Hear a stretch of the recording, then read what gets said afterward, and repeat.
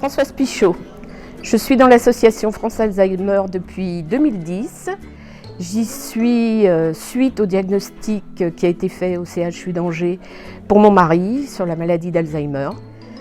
Donc j'ai gravi entre guillemets les échelons de l'association et je suis actuellement la présidente. Ce qui m'apporte au quotidien beaucoup de choses.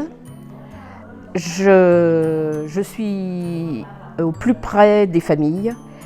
J'ai une très forte relation avec ces familles.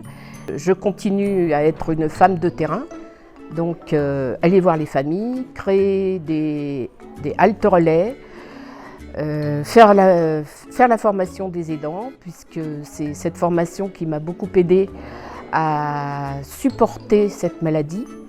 Et je me suis très vite investi parce que j'ai reçu de bons conseils et tout de suite j'ai pris que ça m'a incité à aller voir comment je pouvais m'avancer. Et j'ai questionné beaucoup l'association en collaboration avec les médecins. Et je me suis investi très vite. Dès 2007-2008, je suis rentré dans le conseil d'administration. Et là, j'ai continué de m'investir, surtout dans la partie soins des aidants et la protection des malades.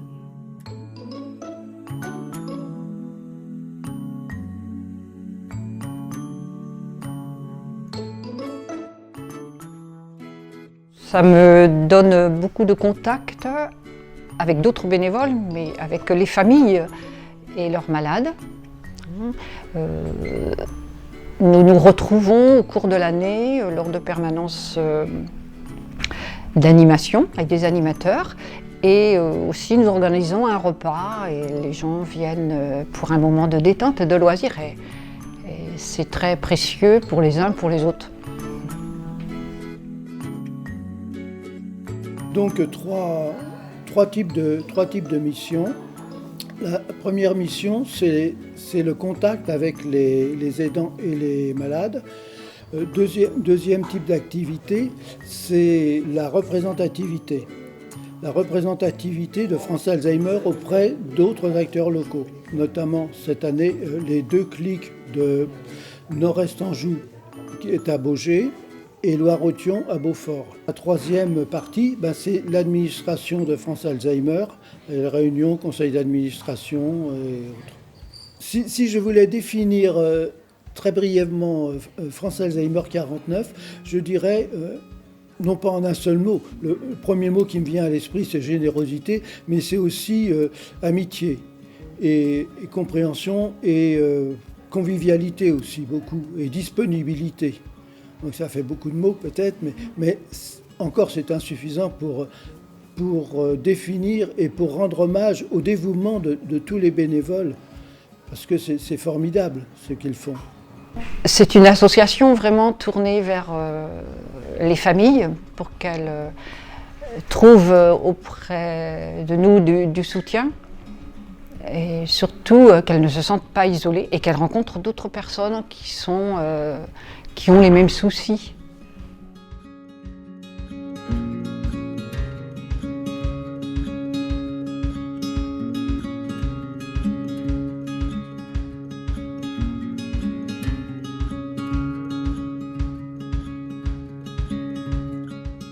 Je pense qu'il est important de vous dire que l'organisation France Alzheimer, c'est une union nationale qui se veut d'être présente sur tout le territoire français. C'est-à-dire actuellement, aujourd'hui, nous avons 96 associations, y compris en Outre-mer. Je pense, ça va être plus simple, je vous dis, on a 4 missions principales.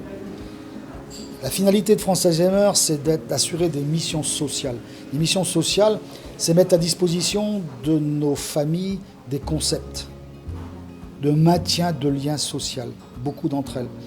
D'aide aussi individuelle par des groupes, par des entretiens individuels, des groupes de parole. Nous avons aussi, chez France Alzheimer, une activité importante qui s'appelle la formation. La formation, je peux vous la développer. Nous sommes, malgré que nous soyons une association, un organisme de formation professionnelle. Nous formons des professionnels. Ça, c'est quelque chose de très important que nous sommes en train de développer.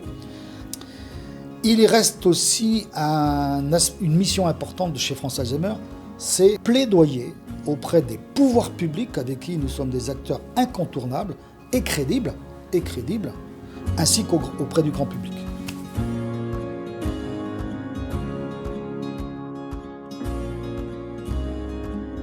Je suis vice-présidente depuis déjà plusieurs années et mon souhait c'était d'ouvrir des haltes relais qui sont les prémices d'un accueil de jour. Halte relais où on accueille le couple, aidant-aidé. Les aidants sont pris en charge par une psychologue formée à France Alzheimer. Les bénévoles que l'on recrute sont là, qu'on formé aussi à Paris, ils sont là pour accueillir les aidants.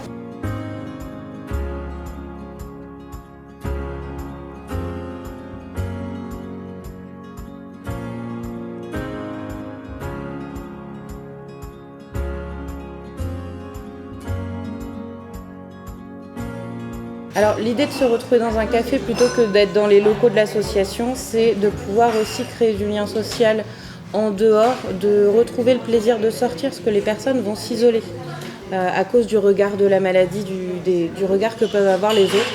Là l'idée c'est d'être dans un groupe quand même, donc avoir ce côté rassurant, d'être avec des personnes qui comprennent, mais de pouvoir sortir dans un lieu public et d'enlever le tabou de la maladie en fait.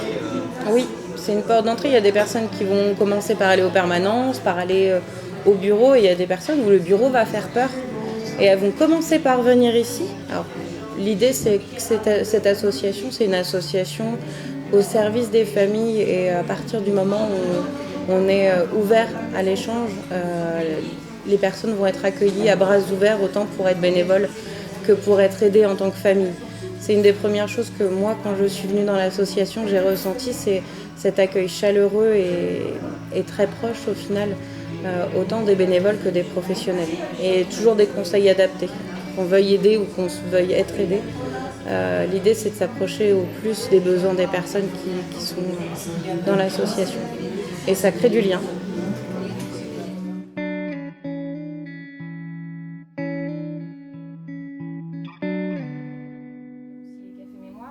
Alors là, le Café Mémoire, c'est quelque chose qui a été mis en place à Saumur pour que les personnes, ce que nous appelons les aidants, c'est-à-dire et les personnes aidées, les personnes malades, puissent profiter d'un espace dans un café normal, en centre-ville de Saumur, de façon à sortir, ne pas rester enfermés. Et donc pendant 2 heures, avec l'aide d'une des psychologues de l'association, diverses questions sont abordées, donc chacun pose les questions qu'il souhaite ou pour avoir des réponses, et puis échanger entre eux aussi, puisqu'il y a plusieurs personnes, plusieurs couples aidants aidés qui se déplacent pour venir nous rencontrer. Donc le bénévolat, je suis tombée dedans quand j'étais petite, enfin presque. On a acquis au fil des ans une certaine expertise que les professionnels n'ont pas et qu'ils ont besoin de partager avec nous. Et ça, c'est important. Et je pars du principe que la prise en charge d'une personne malade est vraiment de qualité que si elle est prise par la complémentarité et des professionnels et des bénévoles. Je pense que pour être bénévole dans l'association, il faut aimer les personnes.